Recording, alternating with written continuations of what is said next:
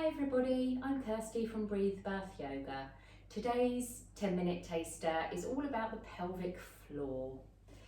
It's great to do this during all of your pregnancy and postnatally. We do the exercises slightly differently postnatally, and I'll do a little video about that in the coming months. Firstly, I'm going to explain to you about the pelvic floor. The pelvic floor is a thin sheet of muscle that runs from your pubic bone at the front here, right the way underneath to your tailbone or coccyx, and right the way across. Think of it as a trampoline. We want some tautness in that trampoline. It's supporting all of our internal organs, and when we're pregnant, obviously our baby, placenta, amniotic fluid, and everything else that comes with growing a baby. It supports your urinary and bowel continence, reproductive organs, and your sexual function. So there's some really good reasons why we need to keep it in good working order. It will prevent incontinence, so when you cough or sneeze, you're not going to have to worry about wetting yourself. And even worse, these exercises can prevent uterine or bladder prolapses. That means when these organs drop down into your vaginal canal, we really want to avoid that because that could even lead to surgery. Whilst we're doing these exercises that we're going to go through in a moment, I want you to try and isolate just the pelvic floor muscles. If I tell you to squeeze them in, try not to hold your glutes, your bum muscles, and thighs and stomach in as well. We're just going to isolate the pelvic floor muscles.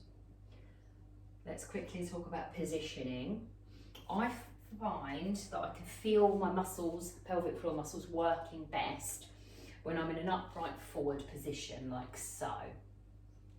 You might want to lean over a little chair or a stool or books or anything to try that. Some people prefer to be laying down, maybe on your left side. See what works best for you. I wouldn't recommend you do it in a standing position or with your legs crossed. It's not going to do you any benefits that way. It's really hard to do it standing up unless you've practiced a lot. Okay, so come into a position you might think you'd like to try this in. And I'm going to explain to you what we need to do. We're going to do some squeezes, and we firstly need to think about squeezing our anal sphincter. Try and imagine you're trying to stop passing wind.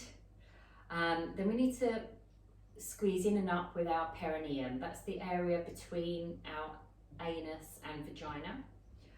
And then we come to the vagina. Pretend you're trying to stop passing a wee. All of that's where your pelvic floor needs to squeeze in and up for these exercises to be effective. So as I said, try different positions so you can really feel those muscles working. So I'm going to come into my chosen position, sitting up and leaning forward. And I'm going to guide you through what we need to do to practice these exercises. I'm just going to do two different exercises with you today. Maybe I'll do a little video later on with some slightly harder moves, but these are the ones to get going with. In a moment, I'm going to say squeeze and release.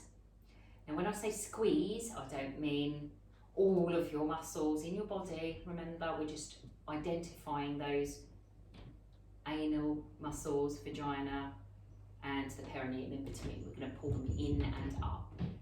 Also, we never hold our breath. So I'm going to say squeeze, release, squeeze, release, squeeze, release. And you continue breathing throughout. So get comfy and get ready. And squeeze, release, squeeze, release, squeeze, release, squeeze, release, squeeze, release, squeeze, release, squeeze, release, squeeze, release, squeeze, and release. I think that was 10. Great, good work. We're going to do slightly longer ones now. I'm going to say squeeze, hold, 1, 2, 3, 4, 5, release. Now when I'm saying hold, I don't mean holding breath. We want a continuous flow of oxygen going down to your baby at the moment. I just mean hold those pelvic floor muscles in for the count that I'm about to do. So let's have a go. If you find this tricky, just hold for 2 or 3 seconds and then release, and you can work your way up. Really, we'd like to be able to hold for about 10, but I know that can be tricky to start with. But like any other muscle in your body, the more you practice, the stronger that muscle will become. Okay, so get ready. Squeeze, hold, 1, 2, 3, 4, 5, release.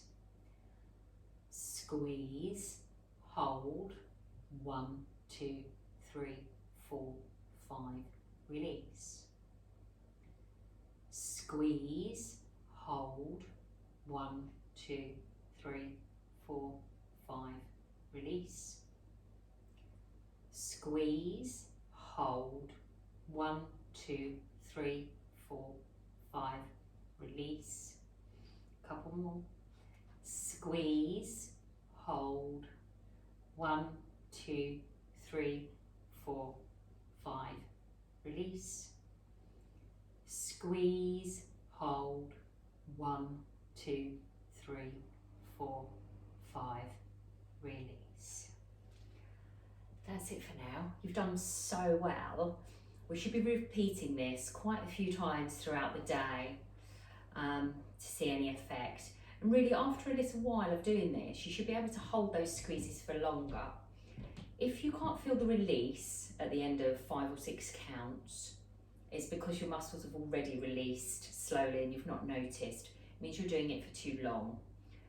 Just hold for 2 or 3 seconds, make sure you feel the release, and then you know you're doing it for the right length, and just build up on that. You can then try 4 holds, 5, 6, and so on.